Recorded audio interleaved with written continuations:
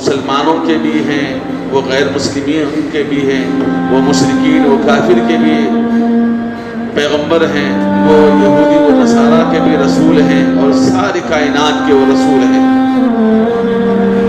اس لیے ہم یہ سمجھتے ہیں کہ ہمارے جو کہ رسول ہیں ہم ان کو مانتے ہیں، لہٰذا ہمارے رسول ہم کہہ لیتے ہیں۔ بے شک کہنے میں کوئی حرج نہیں ہے، لیکن حقیقت میں یہ ہے کہ نبی اکرم صلی اللہ علیہ وآلہ وسلم کی ذات اطہر عالمین کے لیے اللہ نے پیغمبر بنا کر بھیجا ہے۔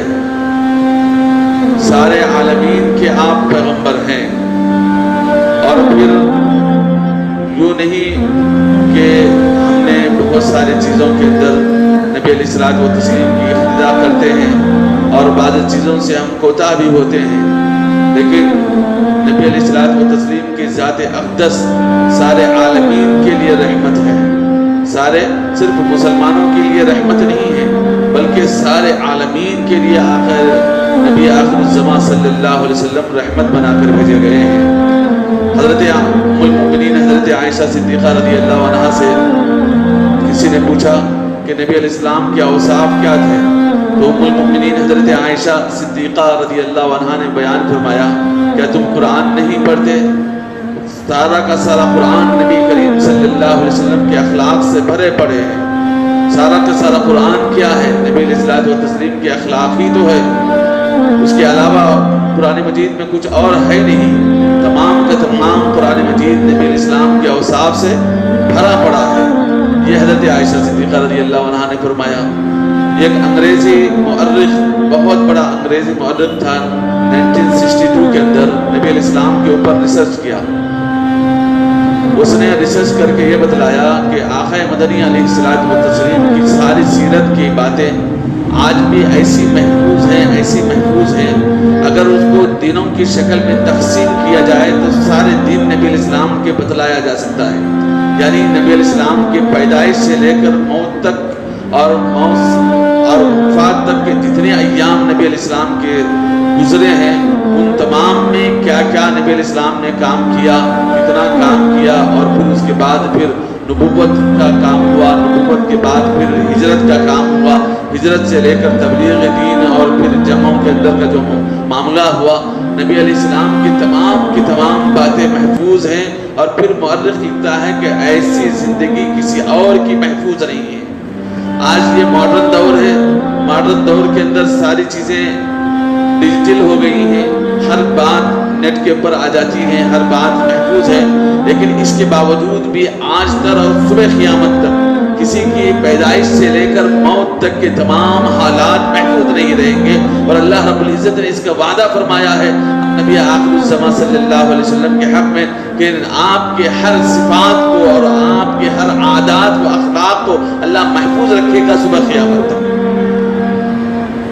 اس لیے میرے بھائیوں، اور ایک مورخ لکھتا ہے کہ یہ جو مورخ دین کی باتیں محفوظ ہیں یوں کہتا ہے، یہ غلط کہہ رہا ہے۔ ایک دوسرا مورخ جو عیسائی تھا وہ لکھتا ہے کہ نبی علیہ الصلوۃ والتسلیم کے صرف دنوں کی باتیں محفوظ نہیں ہیں، بلکہ لمحہ لمحے کی باتیں محفوظ ہیں، اور ہم لمحہ لمحہ کا چارٹ بنا سکتے ہیں۔ یہ ایک مورخ کا دعویٰ ہے، عیسائی مورخ کا۔